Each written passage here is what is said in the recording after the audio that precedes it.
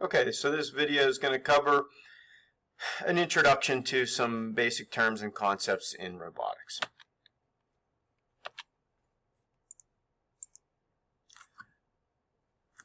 A lot of people, you've seen movies and you have ideas. We've heard the term robot. It's a pretty well-known term.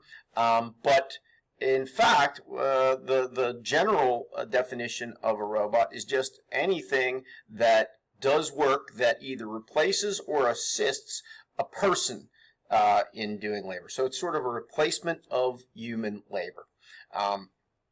And there are at least two categories of robots that you should be aware of.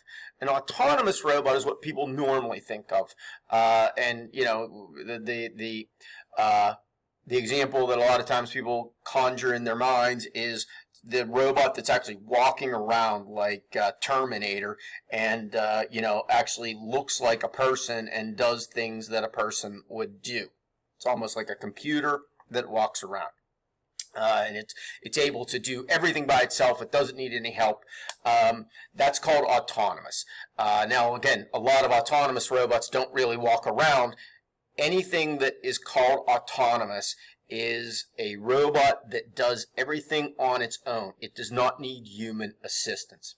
Whereas a controlled robot, and I think there are actually, I don't know if there are more controlled robots at this time, but so like robotic arms, where somebody is holding a remote control and then controlling the robot, and the robot's doing the work, but the human being is making it do, is making the decisions as the robot works. A really good example of that is in surgery. There are a lot of medical robotic robots where like a surgeon puts his hand in gloves, and then he actually or she controls those gloves and does the surgery, but the robot makes it so that the surgeon can never mess up, cut too far, not cut far enough. The robot sort of improves, or it's called augments, the surgeon's ability. So there are a few specific areas where, robots can clearly make a difference. Sometimes especially when work is pretty easy, you don't have to think a lot about it, nothing new is going to happen, robots can be less expensive and they can also be faster. They're a machine. They can, and again, it doesn't have to look like a person. A robot could literally be just a little, sort of tweezers going back and forth, back and forth, back and forth, back and forth on an assembly line, and it will do something better and faster than a person in that environment. And that brings to the next, precise, being, not making small mistakes, basically doing the work exactly the same again and again and again. And sometimes in stuff like microchips, a person almost can't be precise enough to make soldering and to do things that actually have to be almost at the molecular level. A person can't see that. A person can't be that careful with their hands. So again, robots can be more precise. Robots, you don't think about this, but again, especially in computers, robots don't need air. And if there's air in a place, then there's dirt in a place. And so by not needing air, you could have a cleaner work environment, and that at times can be not only good but crucial. Especially in the early days, robots were often used in things for purposes that were too dangerous for people. So if there's an earthquake and you're going through rubble, you can see there's an example of a robot going through an earthquake situation over here. And this is an example of bomb diffusion. Obviously it would be better if something goes wrong that the robot is nearby if a bomb went off. You can see here, this is like perhaps in a military environment, a robot could be going in and, bringing people back, and when that might be dangerous for other people in the military to do that. Again, there are definitely two sides to this, where on one hand, you could lose your job because a robot replaces you. And robots have replaced, many employees, and so that could be bad if a person's losing their job. On the other hand, some people would argue that robots often replace positions that people hate doing and don't, it's boring, it's repetitive. So that's going to be an ongoing question for society to answer. At what point is it not fair, not right to replace people with robots? But one thing that at least comforts me a little bit is that as computers and robotic, machines have continued to enter the workforce, employment numbers have actually gone up. So it hasn't been the case that people have, at least overall, have just lost their job and that job is gone. Somehow robots and machines have often created situations where there's more jobs to do, and there's a person who's actually working or overseeing the robot. And again, I don't know how those numbers work, but I do know that in general, computers and robots have not caused decreases in employment.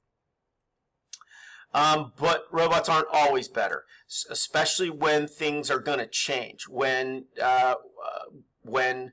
there's going to be a new environment every day, you think about your driverless cars. That's going to change every day. You can't plan and be sure of when somebody's going to come around a corner, when somebody's going to pull out of a parking space, when somebody's going to run across the street unexpectedly. That's different every day, every minute, and so that is a tough challenge for robots. Also, don't forget, for an autonomous robot, everything has to be programmed, which means that the robot has to know, the computer programmer has to be able to plan for everything that happens ahead of time. The computer programmer isn't there watching the robot if it's a driverless car when it's actually out there on the road. They have to do that programming back in the office, and it has to all be right. One mistake and you can have a catastrophe. And then another time that humans are better is people just, if you call up and you want help with your bank account, you don't want a robot helping you. Partially just because it's a human thing, but also if you get to a point where the robot can't help you, and I know I've had this experience, and most adults have. At some point, the robot can't answer your question anymore, and you've wasted 15 minutes, and they get to okay, sorry, now we're going to have to get you to a person. Or maybe on some systems, take 15 minutes, and then they're like, oh, sorry, can't help you, call back at this other number. And you're like, are you kidding me? I just wasted 15 minutes. All right, here are two examples where robots and computers can, have caused some problems.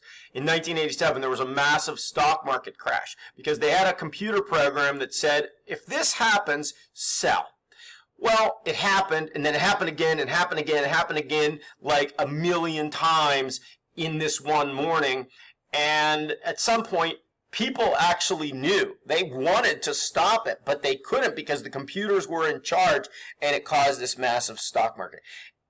In retrospect, the people involved, they said it was obvious. Everybody knew that they should stop selling, but the computer was just doing what it told. I think it had to be literally, they may have had to pull the plug on whatever it was doing, like turn off the electricity. Anyway, and then if you're familiar with fairly recently, the Boeing 737 MAX, which several planes crashed within the course of a year, which, planes don't crash very often at all.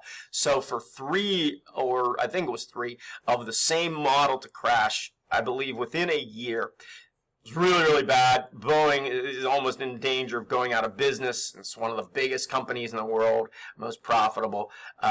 Well, what happened was it had to do with the autopilot, and the autopilot either wasn't working right, something was clearly wrong, but bottom line, The autopilot thought that the plane was stalling, and planes stall when they're pointed upwards too much. They're trying to rise in altitude. And so to keep themselves from stalling, you dive. You point your nose downwards. Well, they weren't really stalling, and so they dove like straight into the ground. And apparently, like the pilots would try to take over, and they would start pulling back up, and then the autopilot would take back over again. So it would like go up and then down, up and then down, up and then down, until it eventually crashed. So, whenever you need, it was clearly not stalling. A person could clearly tell that, but the robot couldn't, and there was a catastrophe, several. So some things that are coming up and going on right now. Artificial intelligence.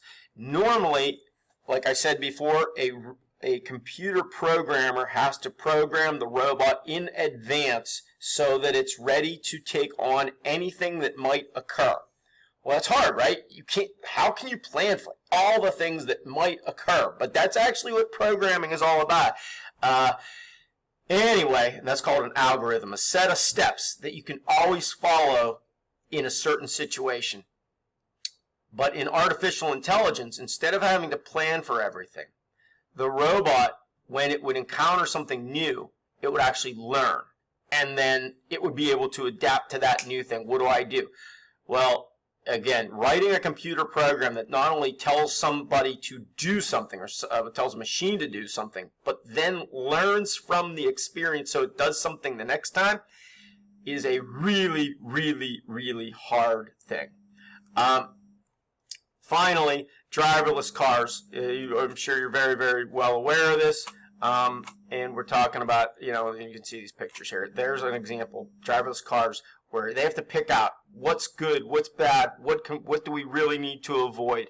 So anyway, that's your introduction to robotics. Some of those things, you try to remember for the long run, just in terms of a general understanding of it. Thank you.